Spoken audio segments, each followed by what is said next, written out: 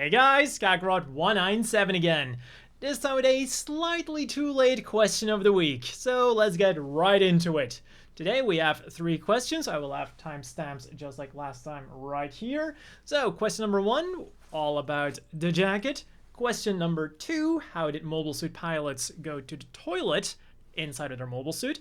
And question number 3 is core booster versus GFighter. So question number 1. The jacket. Yes, this is an official Gundam jacket, and this is from the Earth Federation. It's not quite the color that an Earth Federation jacket should be, because this is like Cospa's version of what a Earth Federation jacket would look like as an M65 jacket. So the way to get this, unfortunately, this is a pretty old jacket. I got this like way back in 2013. I actually did a video on this because I googled like Gundam M65 to see if that's how I could find it, and it was still in stock somewhere. I only found out of stock listings and an extremely old new loot video from me from 2013. That was kind of cute to watch. So yeah, unfortunately, there are 2 versions of this jacket. There's an even older one than this one, which is slightly different but largely the same. It has like the symbol of the Earth Federation here and not here. But I can guarantee you, if you could still somehow find them, or if they reprint these, I really like the quality of these. I've been wearing it for 7 years now, and I do actually wear this quite often. I will wear it out in public because it's just a really nice looking jacket. So yeah, I would highly recommend this if you can find it. On to the second question, asked by the Shards family. So how do pilots use the restroom when deployed? Is there like a Gundam potty or adult diapers? And kind of in a way, it's just yes. In G-Reco, we did have like the toilet situation going on, but going to the UC setting where they did not have that, I look towards real-life fighter pilots because, I mean, they're the closest thing to mobile suit pilots. So what do they do when they have to do the deed? And essentially, there are 4 ways that I could find that could kind of apply to a mobile suit pilot too. The first one is prevention. You go to the toilet before your mission. You make sure you don't drink or eat anything that would make you go to the toilet, like for example coffee, which I like, which would be bad. And of course, just like those fighter pilots, mobile suit pilots' missions generally aren't that long. They will launch from their ship, do the battle, come back to the ship to get resupplied, and in the meantime they can do whatever, go get something to drink, go to the toilet, and get back into their mobile suit, fly out again, rinse and repeat. So going to the toilet beforehand should be able to alleviate a lot of those worries. But there is still one downside to this: tactical dehydration. When you don't have enough water in you, you will have less tolerance to G-forces, less situational awareness, and impeded decision making. And these are 3 very important things when you're flying either a $1 million fighter jet or a $1 million mobile suit. So there are other ways to deal with the call of nature. And that brings us then to the second thing, which is called a piddle pack. Basically, it's a plastic baggie with some kind of liquid absorbent material in it.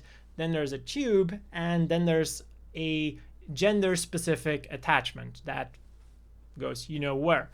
And then basically, when you gotta go, you go. Of course, this only works for number 1, not for number 2. And going on to the third option, again, only works for number 1, not for number 2. There is something brand new called the Aircrew Mission Extender Device, or the DMAX, which is basically, from what I can tell, a modern version of the piddle pack. It's some kind of, again, like gender-specific attachment that then goes to a pack with absorbent material. But the really cool thing is, it just slides in. You already put it into your flight suit when you take off, as opposed to the piddle pack, which apparently you kind of have to undo yourself while you're flying your aircraft, or your mobile suit in our case, which could be quite dangerous depending on the situation. But then the cool thing with the DMAX is it detects when you pee. So you don't actually have to do anything. Literally, you're flying your aircraft or your mobile suit, you have to pee, you pee, the AMX DMAX detects that you're peeing, automatically opens like a valve to the tube, and it automatically goes into the pack that you have like stored on like a leg holster or something. So that kind of technology, we already have it now. So I feel that that would be very well placed in the Universal Century. And then when you combine it with like astronaut toilet technology, where you have some kind of suction device because 0G, and then you also have like a variant of that device for in space. And then finally, for his joke, adult diapers, well, if you gotta go number 2. And then onto the third and final question, asked by Todd Davis. What do you think is the better support craft for Amuro and Gundam? The G-Armor or Core Booster, based on overall performance and capabilities? And personally, if I had to choose one of them for both space and Earth, like everywhere, I would definitely go with the Core Booster. Not only is it the most realistic choice of both, but it's also just the best jet fighter. It's got its firepower, it's got its speed, it's got like a much lower profile than the GFighter does. It's more streamlined. It's just better all around as a superiority jet fighter. So when you're out in space, there is no doubt the Core Booster is your best bet. Now on Earth, there is an argument to be made for the GFighter. For starters, it serves as a subflight unit for the RX-78-2, which is definitely extremely useful if you want the RX-78-2 to tackle a higher flying unit or something, or you just want fast transport. On the other hand, you could, if you want your RX-78-2 to tackle a higher up target, you could also just send your Core Booster to go take care of that. So that's why I would still go with the Core Booster. And as for the other combinations that the GFighter can do with the Gundam, they're not the best. You got the G-Armor, which is like a transportation slash tank slash fighter thing. I always hated the fact how they used it as a tank, because why would you use your best, or like why would you use either a piece or all of your best mobile suit as a slow moving tank that the enemy can just bombard into oblivion? I always hated that. And then as for a mobile suit transport, yes, it's situationally usable to get your RX-78-2 or whatever mobile suit you want to have docked with it, to get it to somewhere. It's got to be really fast, but would I want to give up my Core Booster support for that? Again, no. Situationally usable, definitely. A great subflight unit, yes. But I would not give up my Core Booster for that.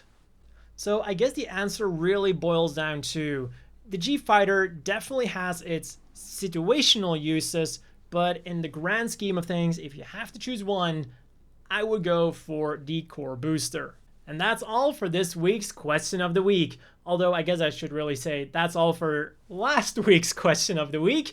I will be doing another Question of the Week this week as well, because, well, this one was kind of behind schedule. So we'll be back on schedule starting tomorrow. As always, a big thank you to everyone for sending in questions. Don't worry if I didn't answer your question in like one of the previous Questions of the Week.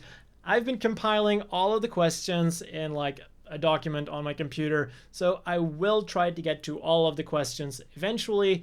And this week, instead of doing a few bigger questions, I will try to tackle more like a bunch of smaller questions that I can just like shoot in rapid succession, like a lightning round. And I almost forgot to say that if you have your own answer to these questions, definitely leave a comment down below. Do you agree with me? Do you not agree with me? Or do you just have a completely different answer to these questions? Also, if you have your own question you want me to answer, also leave it down below. And then all that's left to do now is to give a big thank you to the Patreon supporters. I hope all of you watching have a great day, and I'll see you all next time.